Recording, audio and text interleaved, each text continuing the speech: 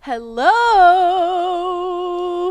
Oh, I like that. Welcome to the pre-show. I like that a lot. Before the pre-show. That's great because, like, Pickle says howdy, howdy, right? And that's just, like, her thing. Mallory, I think when she was, like, getting trained up, she, like, said howdy, howdy as well. She was just like, that's just how you start the show. And I just appreciate you, V&A, putting your own spin on it and be like, nah, this is the V show. The V show. That's right. Hello, everybody. Welcome into the pre-show before the free show. I'm Greg. That's V&A. We are over here rocking and rolling here on a Friday. Let me ask you, we had our okay, now knocking down a notch. What you are you excited about this weekend? I was talking with Pickle about this. Like, are you locked in on the Super Bowl? I listened to you guys yesterday. Yeah. You know, you're a big viewer of the show. And you were asking me earlier who Daniel Agnew is, and I was just like, just a I wanted to dude know. who watches the show. He's a hardcore. Daniel Agnew, I always see your name, man. Anyway, Just wanted to know. so what was are you locked in this weekend? You know, this weekend my family is. Okay. Am I? You know, maybe so. But, you know, my family is going to, get food and they're going to invite people over and, I'll be a bystander. Now, you're a Cowboys fan, yes? Yes, I am. You're a Cowboys fan. Hence why bystander. A long-suffering Cowboys fan, essentially. Yeah, I know it's tough. But you like the NFL, specifically the Cowboys. Specifically the Cowboys, yes. Do you have born into it? Do you have a rooting interest this weekend, or are you just kind of like it's a vibes-based Super Bowl? I think what Pickle said was, how predictable this game is. It's just how I feel. Like, I think we know what's going to happen. Oh, really? Yeah. Who's going to win? I think the Chiefs are going to win. Okay. See, I disagree. I think the 49ers are going to win. I think the Niners are going to win. Also, as a Cowboys fan, so I don't you don't want the Niners to win. I get that. See, I think the Niners are going to win. I think if you look at there's two big things that I'm paying attention to. If you're interested in just breaking down the game real quick, because yesterday we did a bunch of nonsense of like how many songs is Usher going to sing. One thing I'm watching is can Kansas City stop the run? Because Kansas City has been relatively mediocre stopping the run overall. If you look at some of the advanced analytics, they're like bottom third of the league in stopping the run, and they're taking on, let me check my notes here, Christian McCaffrey. So I consider stopping the run. That's one thing to do. The other thing about this, and again, a lot of this is going to come back on the Kansas City defense, because I think that the real money matchup is the KC defense against the San Francisco offense. Kansas City loves to blitz. Steve Spagnuolo, their defensive coordinator, loves to blitz. Yes. He brings the pressure, and they're very good at it. Pressure. However, say what you want about Brock Purdy. They are the 49ers are the best team against the blitz in the NFL. They will burn you. And so, can Kansas City's blitzes get home? Can San Francisco run the ball effectively? Those are the two things that I'm watching. But of course, like sometimes it's just simple, and sometimes one team has the guy and the other team doesn't. And Kansas City has the guy. I'm talking, of course. Whoever picks it up first. I'm talking, of course, about Isaiah Pacheco, and also the quarterback. He was on my fantasy league. Who was Isaiah Pacheco? Yes, he was. How'd you do in the Dave Campbell's fantasy league? I started off strong. Started off pretty strong. All right, that's an interesting way to phrase it. It's my first time being in a fantasy league. Ever? Yes. Oh, with wow. my coworkers, of course. So, yeah. Awesome. It was pretty good. But Did you finish like middle of the pack? Almost like kind of middle. I made playoffs. Hey, that's pretty good. It's pretty good. You did not finish last, because you know who finished last. People watch the show. The people here who work here watch the show. Mallory, I love you so much. I'm sorry. She's not watching right now. She is 3 bottles of wine deep. Oh. It's 11:59 a.m. She'll watch this later. Mallory, I love you. You looked beautiful in that dress. Yeah, so if you didn't see on Twitter, on our social media, we the Dave Campbell's Fantasy League, I don't participate in it. because I fear the consequences. The whoever comes in last had to wear formal wear to the office for a day. And so like if Will, our director, our digital director, had lost, he would have to wear like a suit or a tuxedo or something like that. Mallory came in last place, and so she rolled in was that like a bridesmaid's dress? Yes, it was like a bridesmaid's dress. Bridesmaid's dress. She looked very nice. Fantastic. I told her she looked very nice. A little overdressed for the day. Oh, as a woman, Okay. she was in heels all day. So Ooh, that sucks. That I commend everything. Have to you ever worn heels to this job? Bob's dinner. Do you wear heels to Bob's dinner? I did wear heels, but it was like a short heel. I like to wear boots. Yeah, you do like boots. Boots gal. You'll rock some boots around here. Anyway, all that's to say, go Super Bowl. Hit the theme, Expo. Go Super Bowl. Pickle.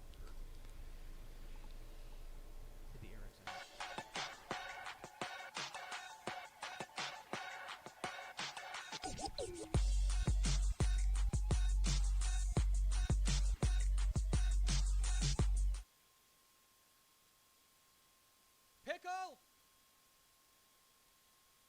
Hit the Eric sign.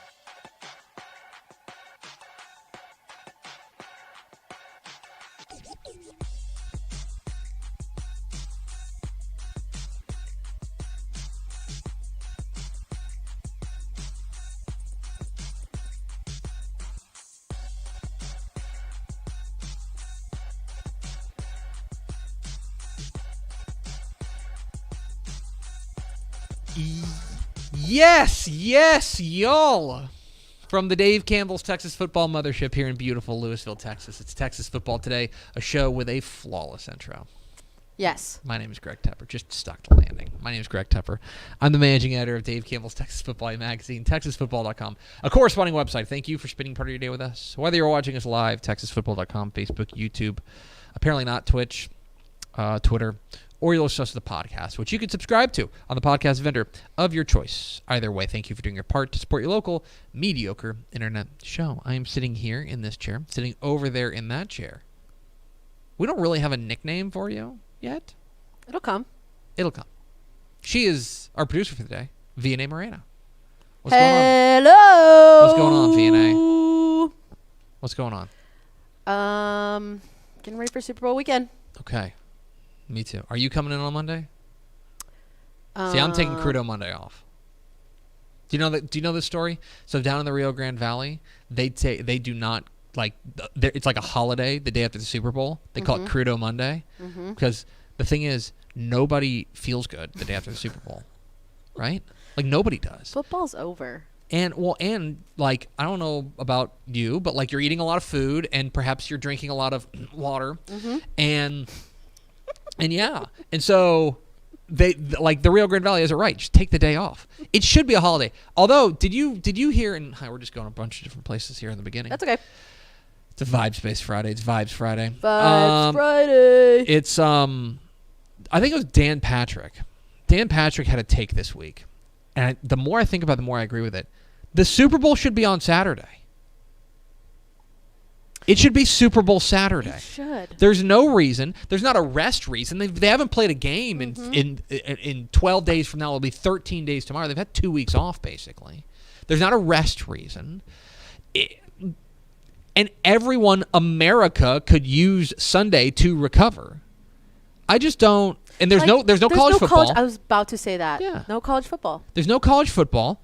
Like, there's no reason to not have it on Saturday. I just think I think I agree with Dan Patrick that it should be Super Bowl Saturday. Saturday. But you still have the alliteration thing. Super Bowl Saturday, Super Bowl Sunday. That's fine. I don't know. The big game. The big on game. A Saturday. I don't know. I just think we should consider that as a nation. Considerations taken. Today is Friday.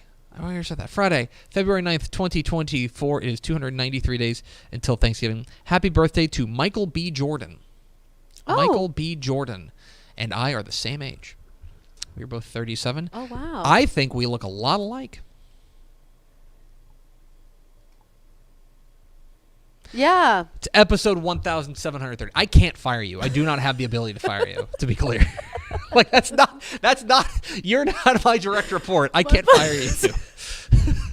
On today's show, folks, I caught up with Jeff Fleener, the head coach of the Mesquite Skeeters, fresh off of their, the Forney Jackrabbits. I have that wrong. He's the former Mesquite coach. It's the Forney Jackrabbits. I fed you the wrong information. Forney Jackrabbits. That's me. That's on me. I own that one. He used to coach Mesquite. Now he's the head coach at Forney. Forney Jackrabbits, fresh off their state semifinal run. And this was realignment, so he didn't know what their realignment fate was. We'll hear what he had to say at the DFW Coaching Clinic coming here in just a minute. And then back half the show, it's Helpful Honda Mailbag Friday. We're answering your questions about high school football, college football, recruiting, lifestyle, romance, travel, anything you got in the comments, Facebook, YouTube, etc. We'll get to that. That's my bad, VNA. There we go. That's okay. I'm catching you slipping. My boss is watching this. That's on me. That's on me. To be clear, that's on me because I think I asked him about Mesquite in the interview, and I'm like, oh, this is perfect. I'm tracking over. Mesquite. Anyway, Mesquite. I think you say it too. No, just kidding. I don't. No, I know he's the Forney Jackrabbits head coach. I just didn't know it this morning because it's been a week. Do we have first four through the door, VNA? Ooh, we do. It's your time to shine. Oh, I think Matt Stepp is asking if he's first four. We have Daniel Agnew. Swish. TJ Hudson. Swish. Matt McSpadden. Yes. And Texas Matt. Guy Jones. Guy Jones. Thanks for spending a little bit of your day with us. All right, VNA. The head coach of the Forney Jackrabbits, who led them to a state semifinal this past year. Coach Jeff Fleener caught up with us at the DFW Coaching Clinic a couple weeks ago. Was gracious enough to give us a little bit of his time. Here is Jeff Fleener, head coach of the Forney Jackrabbits. A thing I definitely knew. Yes. On Texas Football Today. Greg Tepper of Dave Campbell's Texas Football and TexasFootball.com here in Grapevine at the DFW Coaches Clinic. Here with the head coach of the state semifinalist Forney Jackrabbits, it's Coach Jeff Fleener. Do you request people introduce you exclusively as head coach of the state semifinalist Forney Jackrabbits now these days? No, not at all, man. You know how it is. You have a great season and it's a lot of fun, and it's. But at this point now, it's like, are you going to do it again? You know, especially moving to 6A. So it'll be fun. Now that some time has passed, the 8-9 weeks since the season ended, I'm curious if you can kind of identify what it was about last year's team that really made them special, that suddenly, you guys are able to run off it. Obviously, some outstanding talent we can talk about, but can you identify after the fact what it was that made that team really special? Well, I mean, it always comes down to the football players, and obviously we had some great football players, but, we had that little extra push where when you put great players in a situation where they know how to win, they're experienced. We're the most experienced team I've ever been around. We had 8 to 9 3 or 4 year starters. That helps a ton. But having a town like we have in Forney that had been great before, especially when they were small, and remember what that was like, that were just thirsting to do it again, and to put a team out there and then know that week in and week out, even when we got to the playoffs, we're going to have 6, 7, 8, 10,000 fans show up to the game. You can't beat that. I think it's really interesting as somebody who's followed your career pretty closely that you're such a good coach when you've got Kyler Murray at quarterback or Javian Osborne at running back. Have you noticed that? It's funny. As I'm really good at making sure they get on the bus. But I will say this, and I always got to make sure that I give credit where credit's due. All of those teams in the Kyler Murray years, and then again this year, amazing defenses.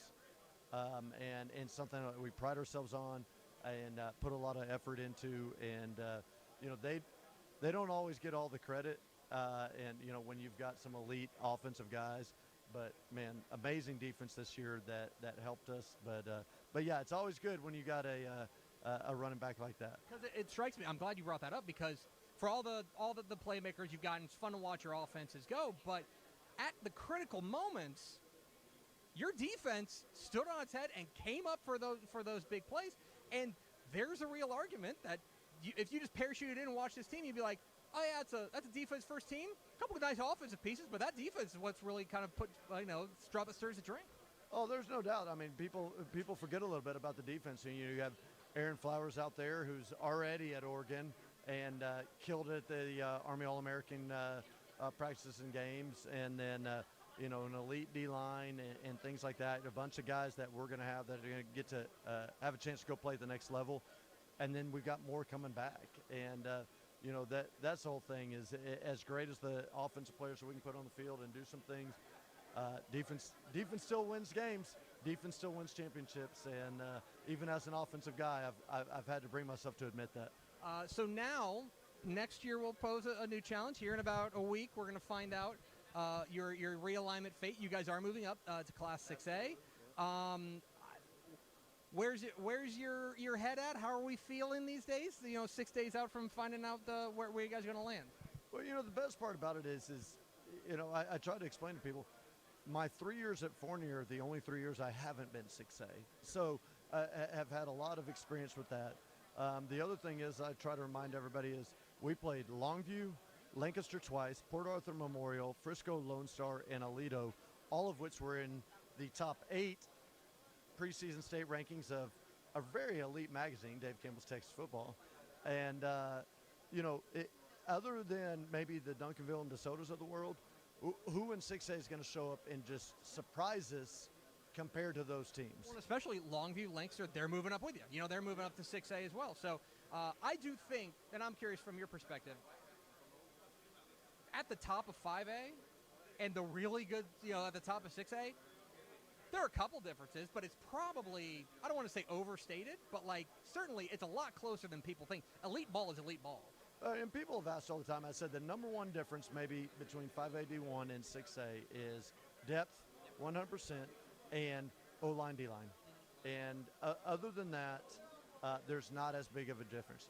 Between all other classifications, I think there is a significant difference. But between 6A and 5A D1, not so much. And I remember, even those battles when I was the offense coordinator in Allen, we played Longview 4 years in a row as a non-district team because we couldn't find anybody else that would play us. And yes, they were 5A, but battles. Yeah, they'd match up with you up front too. Oh, absolutely. And I still to this day, when I saw King and Longview were up in 6A, first call immediately to him. You sorry SOB. You told me you were not coming up. You told me we were done. And he said, well, I thought we were too. And I said, well, yeah, how could you not get those 10 kids kicked out of school? A few years ago, somebody said that they didn't want to interview you because you're 1-9 there at Mesquite.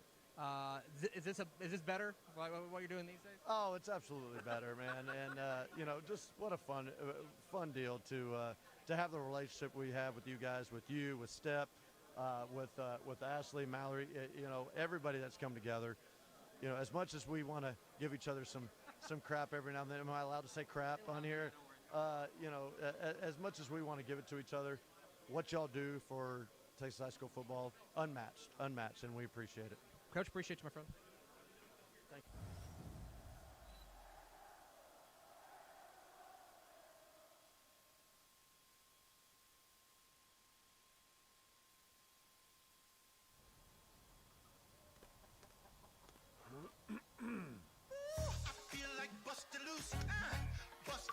Come on.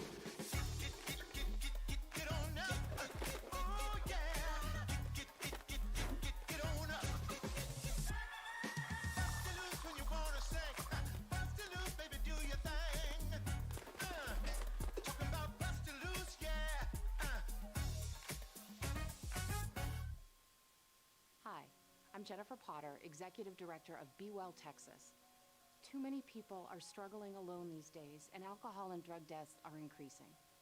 We started Be Well Texas to offer high-quality, science-based addiction treatment and recovery services anywhere, even at home.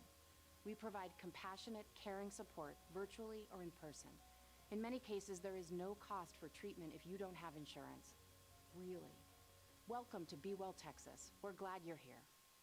Wing is the largest residential drone delivery provider in the world. delivering to your home in less than 30 minutes. Order using an app just like other popular delivery services, and Wing's automated drone takes care of the rest.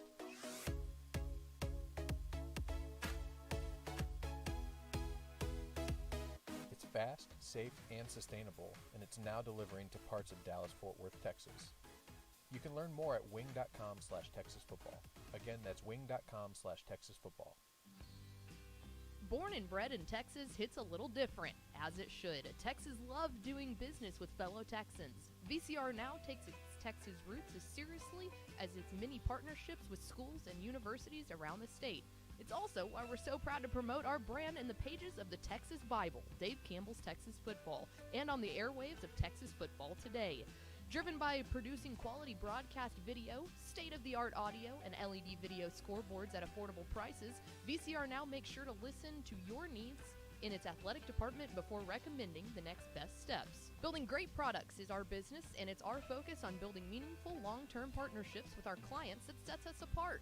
From our 24/7, 365-day help desk, the training lab in our hometown of Red Oak, or our sports marketing business plan that puts money back in the hands of our athletic departments we support, VCR Now is built to last. Reach out to us today at info@vcrnow.com or by calling 855-GO-VCR-NOW. Again, that's info@vcrnow.com or by calling 855-GO-VCR-NOW. Hi, I'm back. This time, a scheduled on-camera appearance. Thanks to Forney head coach Jeff Fleener for helping all of us. As we had about a second between when we rolled the intro and we rolled the ads. Anyway, VNA. People love to see your face. People love to see it. It is time for Helpful Honda Mailbag Friday. The North Texas Honda dealers want to help you score on award-winning deals like the rugged and reliable 2024 Honda Ridgeline. Visit ntxhondadealers.com to learn more, or just go visit them. Go visit our friends at North Texas Honda Dealers. It's North Texas Honda Dealers. It's Help Honda Mailbag Friday. Get your questions in on Facebook, YouTube, etc. We will go about 13 minutes up to the top. So let us know your comments, Facebook, YouTube, etc. Question, I'll field them. We'll start with Todd Gleaton. Todd Gleaton asks, what are your thoughts on Patterson to Baylor? So I'm not sure if you saw the news yesterday, but Baylor has hired it's like an analyst role, or it's like an assistant coaching role, but I believe it's off field. You were a little confused by this analyst role. Yes, I was. And they have hired Gary Patterson. Now, Gary Patterson perhaps is best known as the head coach of the TCU Horned Frogs. You know, the big rival of Baylor. He is now crossing going south on 35 down to Waco to become crossing the Brazos. I guess, yeah. Ooh. You can... No, the football stadium's technically north of the Brazos. Anyway, all that's to say. Yes. He is heading down to take over, be an analyst on the staff there at Baylor. Strange bedfellows, to be clear. And I will say this about Gary Patterson.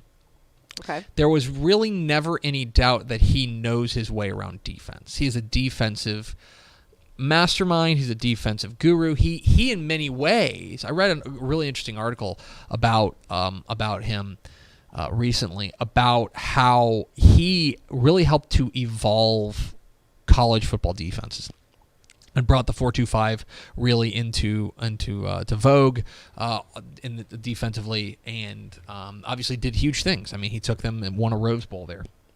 It's going to be odd. It's going to be very odd whenever whenever you see him for the first time in a Baylor shirt, because he has represented, and I think at times had, a relatively antagonistic relationship with Baylor and people around the Baylor program. But I think that this is the kind of move that Dave Aranda makes when he needs to win. Like they need to win, plain and simple. If Dave Aranda doesn't win this year, he's going to be fired. That's not really an opinion. He's going to get run.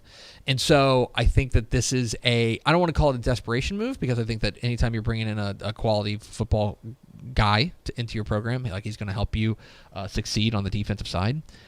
What I would say is that this, to me, indicates that Dave Aranda understands that this is a winning. You have to win now, and because of that, you have to maybe put aside some of the other past histories and just see if he'll bite. And obviously he has, and so he's going to be the next one of the assistants at Baylor. It's going to be very, very interesting. Let's see other questions we've got. Connor Heffernan asks, what are your thoughts on how Austin LBJ landed after UIL realignment? So realignment has come and gone. We're still answering questions about that. One of the things that I think if you are looking at where Austin LBJ landed, I think overall you've got to be pretty pleased with it, and it has almost nothing to do with the fact of what district they were put in. Because there was they got put into, find it. I'm looking. You're listening to live coverage of me finding where Austin LBJ landed. Austin LBJ landed in District 13 4A Division 1. 13 4A Division 1, so they are in the same district as, let's see, Taylor, Austin Travis, etc. They land in District 13 4A Division 1. The most important thing that happened there is, first of all, I think they're going to be one of the favorites to win that district, probably the favorite to win that district. The other thing that's most important there, the VNA, is that this is an opportunity for them to stay in 4A. For those who don't know, back in the 2022 alignment, they had gone to the 2021 state championship game, a remarkable run for Jamal Fenner and company, getting them to the state championship game. They then turned in a 4A number, but Austin ISD decided, no, for travel reasons, everyone has to play up to 5A. So they got thrown up to 5A, and they're a good team, but you can't, you're not going to be able to compete when you're punching up that high and you're punching up above your weight class. Austin ISD this past year for this realignment said, okay, that's fine. You can play where you want to, where you're aligned to play, and so they dropped to 4A Division 1. Now, I don't think 4A Division 1 Region 4 is going to be particularly a picnic. I think there's going to be plenty of challenges to come out of 4A Division 1 Region 4A Division 1 Region 4. However, simply because LBJ was able to play within their weight class, I think is a win for them. It was a win before we found out what district they were in. They could be put into a district with, every contender, known to man, and it still would have been a positive thing for LBJ because they are moving down and they're being allowed to move down. So for Austin LBJ, I think that was a really big win. Okay, elsewhere. From FFR, how about Westlake being smaller than Bowie and likely securing themselves into Division 2 over the next 2 years? So that is one of the things that now we get to dive into, now that kind of the shock of realignment has worn off. Now we get to take a look at the enrollment numbers, especially in 6A, because the enrollment numbers determine whether you go to the Division 1 or Division 2 bracket whenever the playoffs roll around. LBJ or Westlake being smaller than Austin Bowie is a huge deal because Bowie is a likely playoff team, or at least a playoff contender, to make the playoffs, along with Lake Travis, who is bigger than Westlake. If those two get in, which right now I would say the odds are that they will, then Westlake goes to the Division 2 bracket. And that is a huge, huge deal because they will be one of the favorites to go to make a run in the Division 2 bracket of Region 4. They will not have to deal with Lake Travis. They will not have to deal with, in the state semifinal, a team like Galena Park North Shore. They can instead play teams that are still very good, Cibolo Steel, very good, etc. But they will be favored, much more favored in the Division 2 bracket, and, quite frankly, DeSoto Westlake would be a fun title game. DeSoto is the smallest team in their district. They will definitely go to Division 2. You have DeSoto Westlake in a title game. That would be very fun. Okay, Andrew Christensen asks, where would you compare this year's DeSoto team to all-time great teams, whether it is more recent champs or all-time teams like Dangerfield from the 80s? It's a great question. And right after state championship games, the conversation about 2023 DeSoto quickly turned to, okay, where do they rank among all-time Texas high school football teams? I mean, they were spectacular. They were dominant. They were 16-0. That win over Duncanville is huge. Now, in hindsight, to be as dominant as they were all year long, I think is a huge deal. In my mind, this is me, 83 Dangerfield is still always going to be the greatest high school football team of all time. I think that just because of that defense and what they were able to do. I think 83 Dangerfield is, to me, the greatest Texas high school football team of all time.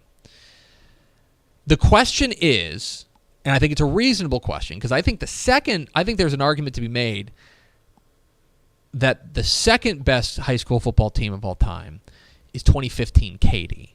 That is a team that I've talked about a lot, that I think is the finest football team I've ever seen. I think 2015 Katy is the finest football team, the high school football team I've ever seen.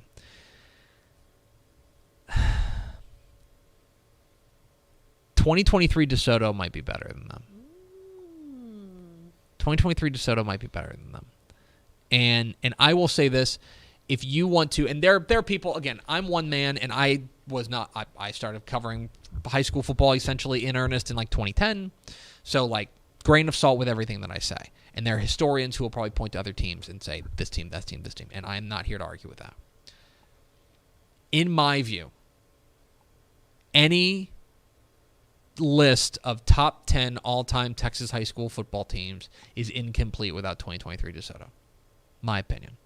I do not think that there is an argument that there were 10 better all-time Texas high school football teams than 2023 DeSoto. That's my thing. 1985 Houston Yates is in that conversation as well. 2013 Allen is in that mix as well as all-time great Texas high school football teams. What I'm very comfortable saying right now is that 2023 DeSoto is a top 10 all-time Texas high school football team. We can have a conversation on where they are in that top 10. I don't want to jump out on a limb right now and make an indefensible point without doing the due diligence, but I will say that I think I'm comfortable putting them somewhere in the top 10. That's where I stand. It's worked its way in there. Yes, exactly. Get your questions in on Facebook, YouTube. Finally, this is a good question for you, VNA. Andrew Christensen asks, what's your favorite concession item? So you're going to a Cowboy game, you're going to a baseball game, you're going somewhere. What is your favorite concession item? I am that's a hard one. Well, actually, no, it's not a hard one. It's not a hard one. Ultimate nachos. Okay, you just need nachos? You're a nachos fan? So do you like the gloopy yellow cheese? Canned cheese? For like how intense my emotions are at this game, yes, I will take the gloopy cheese. Oh, like at a Cowboys game? Yeah. Okay, so we're talking specifically at a Cowboys game where you have a vested interest. Yes. No, you know what? Any game. Any Nachos. game. Okay. Nachos. So you just want you like the gloopy cheese. Yeah. There's nothing wrong with that. I think there's a lot of people that that the gloopy cheese is a winner, and like the canned cheese. I think there's people who are going to say this is not a gourmet item. No. But dang it if it's not great. Yeah. I love, my dad's like, what do you want? What do you want to share? I usually share with my dad and my brother.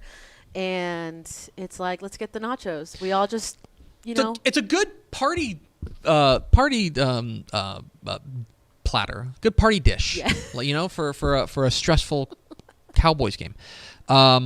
I don't mind the canned cheese. I think the canned cheese is good. My wife loves the canned cheese. Oh yes. Oh yeah, she's a big fan of the canned cheese. Jalapenos and everything. So you gotta have the jalapenos on it. I add the jalapenos in there with load it up. Yep. Load it up. So yeah, okay. That's a very very good guess. All right. Finally, last question. Let's see. We're looking up here. I had one. When prepping wings for a Super Bowl party, what's the appropriate amount of wings per person? I'm glad you asked that one. My wife and I are having a debate. This is our ender. Well, you tell me. What is the appropriate number of wings per capita at a party? Okay. Knowing full well that if you have a Super Bowl party, not everybody's going to eat wings, right? But you have to assume that you have X number of wings per person. I would say there's a lot going on. When you're at a social gathering, there's a lot going on. And wings are an involved food. You have to be committed to eating a wing. It's not like a chip, No. Okay. You got to be committed to it. I would say 4 to 6. 4 to 6? 4 Okay. to 6. Like if we're like dedicating I think to it. I think a lot of it also depends on like what the other food spread is. Yeah. If you're only if you're only providing one thing, then yeah, you should probably go on the higher end of that, like Yeah. six wings per Oh, person. okay. Fine, Like, fine. but I'm saying if this is a potluck type thing and you've got a bunch of other stuff that you're eating, and this is a centerpiece but not the only thing, I think that you can go 2, 3. 3. 3 wings per person. But again, it depends on how vast the spread is. You're gonna have a little plate, right? And there's gonna be the spread, and you're gonna like the plate is like 2 hand palms, Yes, couple little baby wings, plate. Some dip, some dip, some some chips, some other like knickknacks, Chips. some pigs in a blanket. You know what I mean? like tendies, maybe. I don't know. Wow, wings and tendies. What kind of bougie Super Bowl parties you going to? Jeez. Wow. I'm trying to think. Can I tell you? Maybe some sliders. Sliders. Yeah, a lot of it depends on like what your spread looks like. If it's a collection of dips, then like you need something a little bit more substantive, like a lot of wings or something like that. But if it's like sliders and tendies and like other things that are like substantive and could be like central party figures, you know what I mean? Like Yes. like central main meals. Then I think you can get away with 2 to 3 wings, three wings per person. Yeah. I think that's kind of it. But again, it's largely contextual. I think you need to take a look at the spread overall and say, all right, how many? Because the other thing is, and here's a controversial take. You ready for a controversial take? Oh God. Wings expire. Okay? What I'm saying is, I think like if you're cooking a lot of wings for Super Bowl, you have 24 hours to eat them. They're not good on Tuesday. I'm out on old wings. Do you want to argue with me? We can argue. This is a forum. We're having fun. No. So let's just say that Sunday rolls around and your family's Okay. having wings. Okay. And you guys make 60 wings, and there's 20 wings left over for some reason. Are you bringing those for lunch on Tuesday? I think wings expire. I think the half-life of wings is about You know what? 24 As a hours. person who has heated up wings the next day, I can disagree. next day. I'm not saying next day. Okay. I'm saying you can eat them on Monday. Okay. After that's a no. But after you go to bed at Monday night, Throw they them need to away. be going to bed in your trash. Throw them away. Well, okay. I mean, I don't know what to do with them. Like, the problem is wings are not like a super versatile Yeah. dish. You can't like Pizza. pizza. Pizza keeps. Oh. Pizza, like there are foods Pizza that you can keeps. eat. Pizza. Feet? Pizza you can keep, and you'll eat that Tuesday. Yeah. I wouldn't eat it Wednesday, but like you can eat it Tuesday. Like that's what extends past 24 hours. Yeah. Dips will extend past 24 hours, most dips, right? I just don't think wings do. Come at me. He said that his wife and him We're having a debate about this. So you know what? Maybe just listen to your wife. It's the overarching theme of this show. If there's one thing you learn from this show, just listen to your wife. Listen to the woman in your life. And buy her a subscription to Dave Campbell's Texas Football. That's going to do it for us. Thanks for spending a little bit of your day with us. Follow us on Twitter at DCTF. Like us on Facebook. Facebook.com/Dave Campbell's. Follow us on Instagram. Instagram.com/Dave Campbell's. And, of course, see us at TexasFootball.com. Thanks again to Forney head coach Jeff Fleener, a guy who I definitely know what school he coaches at. For V&A Moreno, I'm Greg Tepper. Vince Young, please get your Player of the Year trophy. We'll see you Tuesday on Texas Football Today. Bye-bye.